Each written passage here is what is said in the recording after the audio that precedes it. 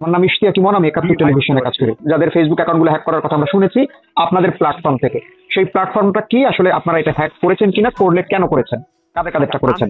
আমি ব্যাপারটা বলি, আগে বলি, রেকর্ডে করে যাই আমরা। ব্যাপারটা হচ্ছে আমি বলি, আমাদের সাইবার কমিউনিটি জুলাইয়ের অভ্যুত্থানের মধ্যে সাইবার যুদ্ধে অপরিসীম ভূমিকা পালন করছে। এটা একমাত্র সোশ্যাল মিডিয়াতে যত সর্বসাধারণ আছে সবাই ব্যাপারগুলো হচ্ছে পাবলিকলি দেখেছে যে আমরা প্যাসিস হাসিনার সময় আমরা প্যাসিস হাসিনার বিরুদ্ধে কিভাবে কাজ করেছি, এবং যে জায়গায় থেকে জুনায়েদ আহমেদ পল্লব নিজে তার টিম নিয়ে, হ্যাঁ, যে তার টিম দ্বারা আমাদের সাথে যোগাযোগ করে হচ্ছে আমাদেরকে যে টাকার প্রলোভন দেখাইছিল, আমরা কিন্তু জুনায়েদ আহমেদ পল্লবের কথা আমরা রাজি হই নাই এবং আমরা তাদের পক্ষ নিয়ে আমরা কাজ করি নাই। আমরা অবশ্যই স্টুডেন্টদের পক্ষে ছিলাম এবং স্টুডেন্টদের পক্ষ থেকে আমরা কিন্তু পুরো আন্দোলনটা সাইবারে আমাদের যুদ্ধটা আমরা অব্যাহত রাখছি। এখন আমি যেটা বলতে চাচ্ছি আপনাকে সেটা হচ্ছে যে উপদেষ্টাগুলো আছে, কিছুদিন আগে আমরা উপদেষ্টাদেরকে আমরা একটা ওয়ার্নিং দিয়েছিলাম, ৭২ ঘন্টার একটা ওয়ার্নিং দিয়েছিলাম।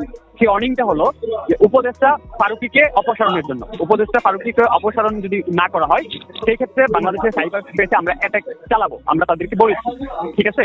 এবং তারা কিন্তু সেই জায়গা থেকে তারা সরে আসে নাই, হ্যাঁ, তারা এই জায়গায় এখনো বহাল আছে। যার প্রেক্ষিতে আমরা বাংলাদেশের গুরুত্বপূর্ণ কিছু সরকারি ওয়েবসাইটে আমরা আমাদের কন্ট্রোলে নিই এবং কন্ট্রোলে নিয়ে ওইখানে আমরা ডিটেলসে কিন্তু লিখে দিচ্ছি হোম পেজে যে ফারুকীকে আমরা অপসারণ করতে চাচ্ছি, আমরা চাই ফারুকীকে অপসারণ করা হোক, বিতর্কিত একটা পার্সন। যেহেতু ফারুকীকে অপসারণ যদি না করা হয় সাইবার স্পেসে আমরা আবার অ্যাটাকিং চালাবো, সেই অ্যাটাকিংটা আমরা প্যাসিস হাসিনার সময় চালিয়েছি। উপদেষ্টাদের প্রতি আমাদের কোনো ক্ষোভ নেই, আমাদের একটাই কথা, সেটা হচ্ছে যে এই জুলাই আন্দোলন যেসব সাইবার যোদ্ধারা, যেসব বাংলাদেশের যেসব সাইবার টিম, যেসব বাংলাদেশের স্প্যামিং বা ইথিক্যাল হ্যাকিং টিমগুলো সাইবার যুদ্ধে অংশগ্রহণ করেছে, তারা কেন আজকে আলোচনায় কথাই নেই এবং তাদের কেন এটা বলা হয়নি যে এই যুদ্ধের মধ্যে সাইবার কমিউনিটি প্লাস সাইবার যোদ্ধা যারা আছে তাদেরও ভূমিকা আছে, তারা কখনোই এটা স্বীকার করেনি কেন? এবং আমাদের যারা সাইবারে আমরা যুদ্ধ করছি, আমাদের মতো যেরকম স্প্যামিং বা হ্যাকিং টিম আছে, হ্যাঁ, তারা কেন বঞ্চিত? এবং তারা এবং যাদের ডাকে আপনি যদি বলি, আপনি হয়তো বা জানেন ব্যাপারটা, যে একমাত্র সাইবার কমিউনিটি ডাকেই কিন্তু তখন যারা রেমিটেন্স যোদ্ধা আছে অনলাইন প্ল্যাটফর্মে সাইবার কমিউনিটিকে সারা দিয়ে তারা কিন্তু রেমিটেন্স সাবধান করে দিয়েছিল। এবং আমি আপনাকে এই টোপটাও দিতে পারি যে যখন হচ্ছে এক দফা দাবি, যখন হচ্ছে সরকার পতনের দাবি না আসে, ঠিক তার 15 দিন আগেই কিন্তু সাইবার কমিউনিটি সরকার পতনের ঘোষণা দিয়ে দিয়েছিল, যাতে স্টুডেন্ট যারা আছে, সাধারণ মানুষ যারা আছে, তারা যেন ঐক্যবদ্ধ হয় এবং ঐক্যবদ্ধ হয়ে যাতে পিছ পা না হয় আন্দোলন থেকে, তারা যেন সাহস পায়। এবং আমরা তাদেরকে ওই সাপোর্টটা দিয়েছি। সেই আমরা এটা বলেছি যে আপনারা আপনাদের জায়গা থেকে লিখেন, নিজেদের ইচ্ছা মতো প্রকাশ করেন, আমরা আছি সাইবার কমিটি, আমরা আপনাদের পেজ, আপনাদের অ্যাকাউন্ট সবকিছু আমরা প্রোটোকল দিব এবং সবকিছু আমরা প্রোটেকশন দিব। আমরা তাই করেছি। যে সকল পেজগুলো থেকে হচ্ছে পোস্ট করা হয়তো প্যাসিস হাসিনাকে নিয়ে, সেই সব পেজগুলো হচ্ছে প্যাসিস হাসিনার যে আইটি সেক্টরের যে যারা ছিল তারা হচ্ছে কথা বলে এই পেজগুলো নষ্ট করে দিয়েছিল, আমরা সেগুলো ব্যাক করে দিচ্ছি, অনেক অ্যাকাউন্ট ব্যাক করে দিচ্ছি, বিভিন্ন ব্যবসা দিতে করছি। এখন আমি মূল কথায় আসি, আমাদের মূল কথা হচ্ছে এটাই যে উপদেষ্টা যারা আছে তারা এখনো কেন সেই বিতর্কিত পার্সন এই ফারুকীকে কেন এখনো তার জায়গায় এখনো কেন বহাল রাখছে, যেখানে হচ্ছে ব্যাপক হারে সোশ্যাল মিডিয়াতে একটা আন্দোলন এসেছে অফলাইন এবং অনলাইনে যে ফারুকীকে অপসারণ চাই। আমাদের কথা হচ্ছে এটাই যে এই ফারুকীকে কেন অপসারণ করা হলো না, এক। আর দ্বিতীয়ত হচ্ছে সচিবালয়ের আগুন বিষয়ে, সচিবালয়ের যে আগুনটা লেগেছে সেটার ফুটেজ ব্যাপারটা তারা পাবলিক করছে, যদিও এটার পিছনে আরো অনেক কিছু আছে। তো আমরা চাই সচিবালয়ের যে ব্যাপারটা, আগুনের যে ব্যাপারটা, এই ব্যাপারটা ক্লিয়ার করতে।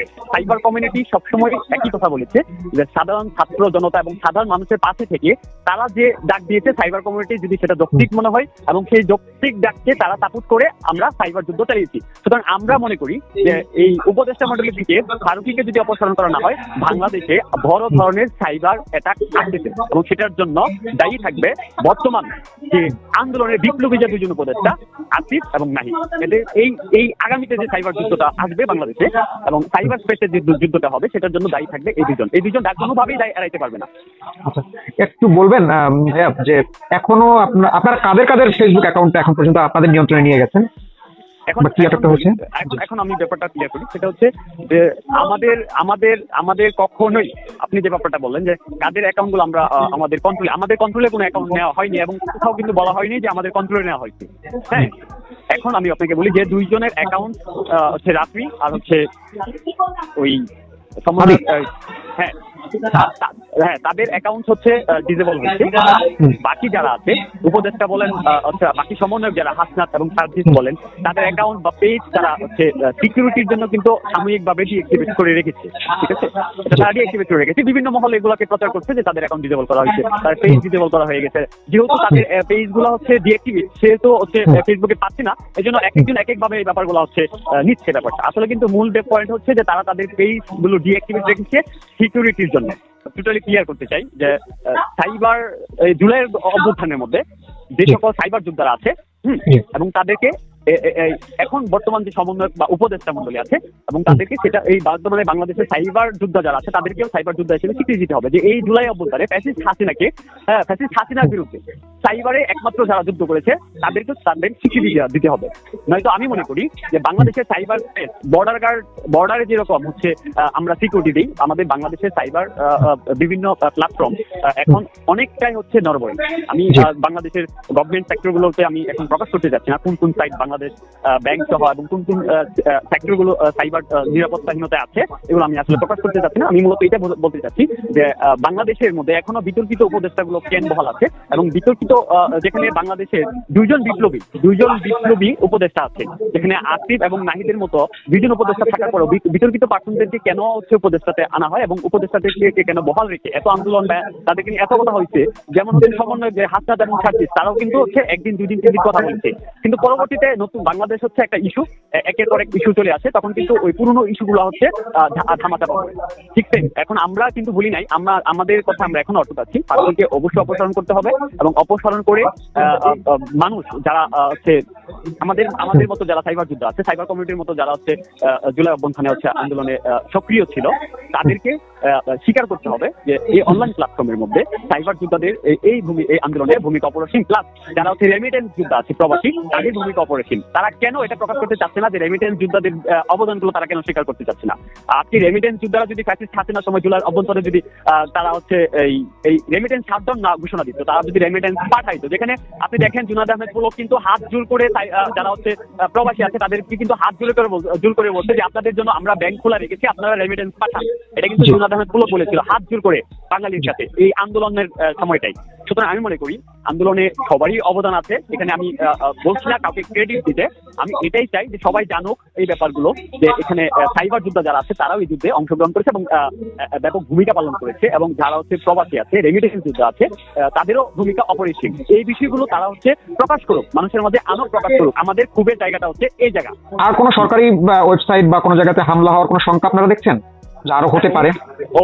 অবশ্যই কারণ হচ্ছে আমরা আগেও সচেতন করেছি উপদেষ্টা মন্ডলীদেরকে, আমরা আবারও ক্লিয়ারলি বলতে চাই যে বাংলাদেশে বড় ধরনের একটা সাইবার হামলা হবে এবং সেটা খুব শীঘ্রই হবে। যদি বাংলাদেশের উপদেষ্টা জায়গা থেকে এই উপদেষ্টা মন্ডলী থেকে ফারুককে অপসারণ না করানো হয়, প্লাস বাংলাদেশের যে সাইবার সেক্টরগুলো আছে, গভর্নমেন্ট সাইবার সেক্টরগুলো আছে, এগুলোতে সাইবার সিকিউরিটি অ্যালার্ট চালু না করা হয় এবং এই জায়গাগুলো হচ্ছে সাইবার সেক্টরগুলো হচ্ছে যাদেরকে সাইবার সেক্টর দায়িত্ব দেওয়া হয়েছে তাদেরকে আসলে আমার মতে আমার ব্যক্তিগত মতামত হচ্ছে যে তারা কি আদৌ সাইবার সিকিউরিটি সম্পর্কে জানে কিনা সেটা বুঝতে হবে এবং সেটা জানতে হবে। যদি সাইবার সেক্টরটা হচ্ছে তারা ওইভাবে না বুঝে বা না জানে, তাদেরকে সরিয়ে যারা কাজ বুঝে তাদেরকে আনা হোক। প্লাস যারা বাংলাদেশের সাইবার যোদ্ধা আছে তাদেরকে আমি মনে করি প্রশিক্ষণ দিয়ে হচ্ছে তারা কিন্তু তাদেরকে কাজে লাগাতে পারে সরকার চাইলে।